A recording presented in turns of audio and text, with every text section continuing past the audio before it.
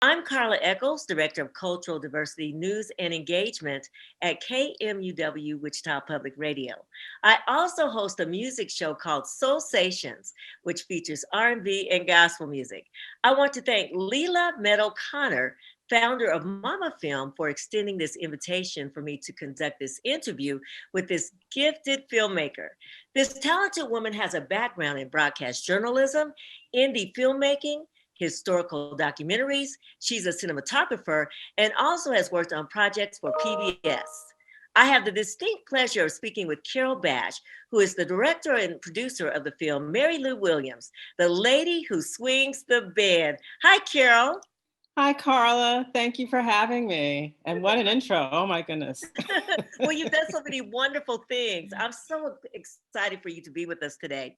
And I also want to thank Mama Film for hosting and for you for our interview, Carla, and especially for the Wichita community for having the film there.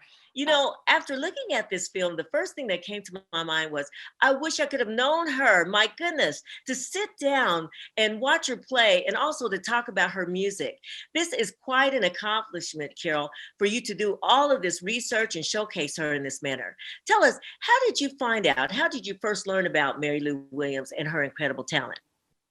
I am a jazz head. I love jazz. I've always, my parents loved jazz. My in-law at the time, my father-in-law at the time, who unfortunately passed away, also was a jazz fan, and he was a Mary Lou Williams admirer. I had never heard of Mary Lou Williams. So I come at this film very much with many people in the audience who really are surprised that they have never really heard of who she was. And so it was a good, I'd say like 15 years at this point, when I walked into my in-laws' house and I said to my father-in-law, I said, wow, who is that playing, on the CD? And he's just like, well, that's Mary Lou Williams. She's one of the greats. And I'm like, really? Okay, wow. And at the time, she was playing, the CD was called Zoning. And it was one of her later works, like in the 70s. But of course, when I'm listening to it back 15 years ago, we're talking about the music was already 30 years old. So even at 30 years old, it sounded so contemporary and fresh. But I filed that, I didn't, it was an interesting note to know that there was a woman out there that I'd never heard of. But a year later, a book came out about her life called Morning Glory, the biography of Mary Lou Williams by Linda Dahl. And I read that cover to cover, and I was at the end of the book, like, I have to do a documentary on this woman. How can we not know this incredible woman's journey? And, I call her one of the inventors of jazz. She's one of the inventors of jazz. And yet we still don't know, her incredible legacy. And so that started the whole journey for me to do a documentary film. And did you find, as you were doing your research and you would say Mary Lou Williams, what were people saying? Were they familiar with her at all? It was either or. It was either, oh my goodness, thank you so much. She's so deserving. Whatever I can do, I'm such a fan. Or, and sadly, the majority of it was more like Mary Lou Williams. Oh, and it was an opportunity for me to sort of having to educate who this woman was and why, she is so deserving of a documentary film. But I would say like the artists, especially particularly the jazz artists, whose circle I was for many, many years because of this film sort of encircling around, they all knew who she was, and they were just bowled over and just really grateful that somebody is actually giving attention to, this phenomenal woman. Well, I want to tell you that I really loved how you chronicled her musical life using archival footage, getting people like Alfre Woodard and other actors to lend their talents to this project, not to mention jazz musicians like Esperanza Spalding. She's amazing. Wow, she really is. Can you share more insight about how you determined or decided to use certain musicians as well as conducting the interviews in this film? Well, number one, as you see, the film is more or less in Mary Lou Williams's words. So this is sort of her telling her story through jazz. And, the words that we used were, from interviews, print, media. She had manuscripts. Her whole collection is actually at the Institute of Jazz Studies in Rutgers University in Newark, New Jersey. So I mean, the archival that we had to work with, my team and I had to work with, was just phenomenal, and it's all there. But in knowing, outside of just wanting her to tell her story, the people involved in the film, I wanted to be people who really had an organic connection to her. I didn't really necessarily want a whole bunch of celebrities. There's nothing wrong with celebrities, but people who just say certain things and then they're off the screen and it's like, oh wow, isn't that cool? So and so, knows of Mary Lou. I really wanted artists who knew her, who played with her, who had a real intimate connection with her music because they, are reinterpreting it today, etc. So that, to me, once you see who's in the film, you'll understand, why I picked these certain people like Billy I Taylor was getting ready or to mention Billy Taylor. you I was know, like, wow, yeah, delighted to see him. yeah, Yes, and he was my first interview. I mean, he was love that. such a gracious man and such a fan of her. And Hank Jones and the contemporary artists, Jerry Allen and Carmen Lundy. These are all people that have played her music and really have a connection to her. And then as far as the artists, as far as the narration with Alfre Woodard and Wendell Pierce and Delroy Lindo, um, these are just who are the A-list actors, people whose work I really truly admire. Also, I believe, so many of us, Black talent out there are just wanting to connect with some kind of content that's meaningful, and just has some kind of depth to it. And so I was fortunate, very fortunate, that Alfie Woodard and Delroy Lindo and Wendell Pierce were very much a part of wanting to be involved and tell her story. So part of it was just reaching out to their agents and asking if they'd be interested in doing it. And I was just lucky enough that they all were very much interested. Well, it just flowed. I think you picked very well. Now, I want to ask you about there's a quote by Mary Lou Williams where she says, I always like lying flat on my back on the grass in Paseo Park in Kansas City, looking up at the stars, composing late at night. And that's in that biography you just mentioned, Morning Glory. Also, I understand there's a street near 10th and Paseo in Kansas City, Missouri, named after her. And if you would share a little bit about Mary Lou Williams, her Kansas City connection, which you show in the movie. For many years, the Andy Kirk Band, which is the band she played with, was based out of Kansas City. She called Kansas City like her education. This was where, you know, down the street, yeah, there are the nightclubs, there's the blues, there was the jazz, there's all, early rock and roll. I mean, there's all kinds of music happening in that city. And and the speakeasies and it's just the 30s, it's the gangsters, it's all that glamour kind of thing. It didn't matter if you were a woman or a man, you had to come with it and work those jam sessions and learn your craft. And if jazz artists thought that you had some kind of talent, they would teach you, and she would sort of be like an apprentice, if you will. So she was at that point, I would say 17, maybe 18. She was a young, starving, striving artist, getting her sort of her gift together.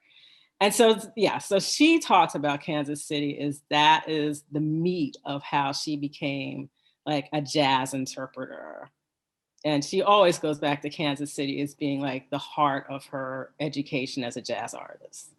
You know, it's interesting to note that the American Jazz Museum in Kansas City has a small permanent exhibit that illustrates, you know, her life. So it's wonderful that we're talking about someplace not too far from us here in Wichita. And I would like for you, if you would, Carol, share an aha moment. I'm just curious, as you were putting things together, when you said, this really is working together well. If you would shed some light on this phenomenal composer, arranger, tell us a little bit about how that all came about. Something Okay, wow, it's all coming together well. you know, when you said, I got it, this is great, you know. I would, you know what? It as a filmmaker, I never feel that way. It's more or less like at the end when it really does all come together and all the work is out there on the screen that I think I said to myself, wow, we did it. We did it. And I always give credit to, you know, the people that worked with me, you know, my amazing editor, Sandra Christie, and my cinematographer, Robert Shepard, and so many, you know, people of my team. And I would say at the end of that journey, it was like, wow, okay, there is really a film out there now that can be, people can see and people can talk about this incredible artist. And I'm just curious, Carol Bash, was there something you might have, you know, discovered that people might not have known that you said, or you uncovered, I should say, that you got a particular interview or something about Mary Lou that you thought, this is super, I got to put this in the film. I mean, this is really something that people need to know about. To me, it was always, and you'll see this in the film, I mean, to me, it was a real other part of who she was, her intuition, that she had these visions, if you will, you know, and she ties that into her creativity and the fact that she, you know, felt that she was such a gifted artist. It's all this spirituality starting very early on in life and also, you know, her musical gift. I to me that was just something that had to be a part of the film because it's just, it all weaves together into her being a creative soul. Now, how long did it take you to put together the film? It took 12 years. 12 years. So in that span of time, did you feel a sense, you know, along the way that you were really on the right track? I'm just curious if there was a sense of like Mary Lou's spirit or someone saying, you know, you kind of felt the sense Mm, like, yeah, or from her family or what have you, that you were on the right track. mm. Yes. It took 12 years. And I will say that, you know, what happens is that if you put it out there, you know, the universe kind of hears you. And so if I kept saying, oh, you know, I'm doing this film, all of a sudden it's like my network of filmmakers. And all of a sudden it became a whole, how's Mary Lou? How's it going with the film? What's, you know, what's happening? Where are you now with this thing? You know, so that's number one. There was one interview in particular that's not in the film, however, a mother and two daughters who knew, who were friends of Mary Lou. And at one point, one of the daughters was being interviewed and she said, you know, Mary Lou needs a moment of manifestation. Just if you're a creative woman, light a candle for Mary Lou Williams. And at that very moment, a shaft of like cool, like air passed through my body and down and out. And I have never, and everybody in the room felt that way too. Like, you know, all the women were like, did you feel that? Did you feel that?